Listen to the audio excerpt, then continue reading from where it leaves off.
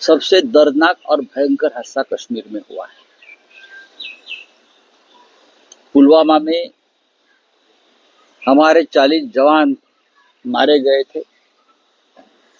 वो security labs था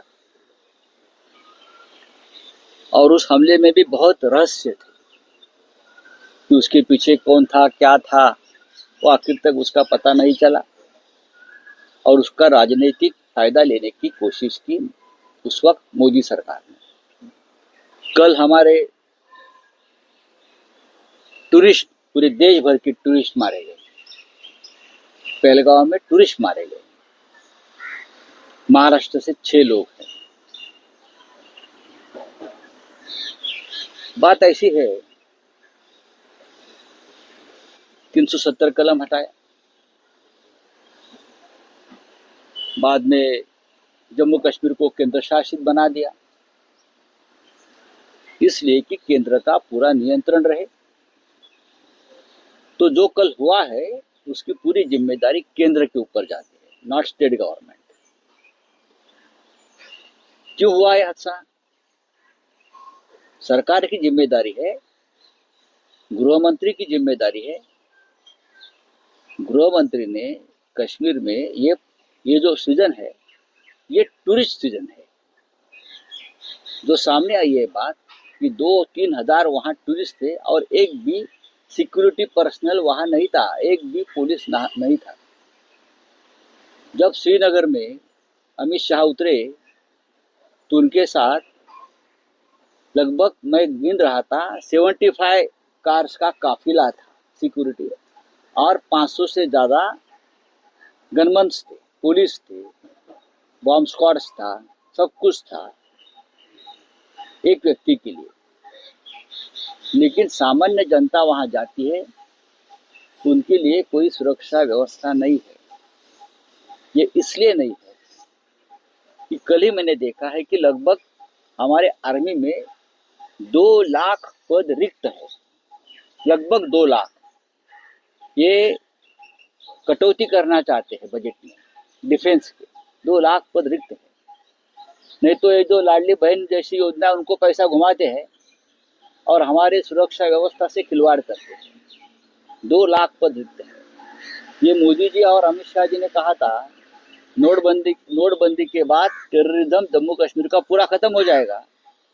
terrorism बढ़ रहा है और संसद में ये लोग झूठ बोल रहे हैं। बाहर जो होता है वहां उसकी वो जो वारदातें होती है वो बाहर नहीं आने देते। कल जो हुआ है उसके लिए जिम्मेदार प्रधानमंत्री मोदी और अमित शाह जी, सरकार है और कोई नहीं। जिस तरह से देश में नफरत फैलाने का काम चल रहा है, पश्चिम बंगाल से लेकर जम्मू कश्मीर तक, ये उसका नतीजा है। ये लोग बड़ी बड़ी बातें करते हैं, चुनाव आती है तो बड़े बड़े वायदे करते हैं, हाँ, लेकिन ये लोग खोखले हैं। 56 इंच का सीना अब कहाँ गया? आप आक्रोश देखिए। नई नई शादी हुई है, जिस लड़की की मेहंदी नहीं निकली है, उसके सामने 3 दिन पहले शादी हुई, उसके सामने उसके पति की हत्या की है। कौन जिम्मेदार है? ये सरकार, ये अमित शाह जी, गृह मंत्री, उनके लोग 24 घंटे सरकार बनाने में और सरकार गिराने में लगे होते हैं। अपोजिशन को किसको जेल में डालना है, किसको खत्म करना है, हाँ, किसको विधायक सांसद को खरीदना है। 365 डेज उनका दिमाग में यही गंदगी होती है। तो लोगों की रक्षा ये लोग कैसे करेंगे? Amit Shah is the failure home minister, fail home minister है। आप इस्तीफा की मांग कर रहे हो? मैंने नहीं, पूरा देश मांग रहा है इस्तीफा। अमित शाह, प्रधानमंत्री की बात छोड़ दीजिए, अमित शाह ये फेल गृह मंत्री, बहुत ही अपशकुनी और अपयशी, हाँ, फेलियर, फेल गृह मंत्री है। 1 मिनट भी उनको रहने का अधिकार नहीं है। पूरा दिन ये आदमी राजनीति करते बैठता है, कट कारस्तान करते बैठा है। किसकी सरकार? अच्छा, शिवसेना तोड़ना है, एनसीपी तोड़नी है, तृणमूल कांग्रेस तोड़नी है, वहां देश टूट रहा है, वहां देश टूट रहा है।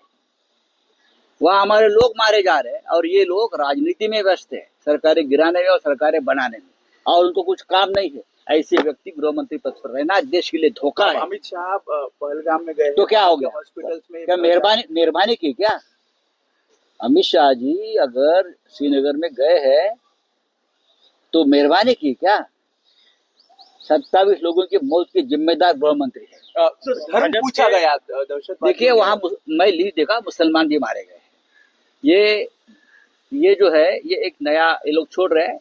अगर धर्म पूछा है तो उसके लिए भी ये बीजेपी का नफरत की राजनीति जिम्मेदार है। जिस तरह से हमारे देश में नफरत धर्म की राजनीति चल रही है, ये कभी ना कभी बुमरैंग हो सकती है।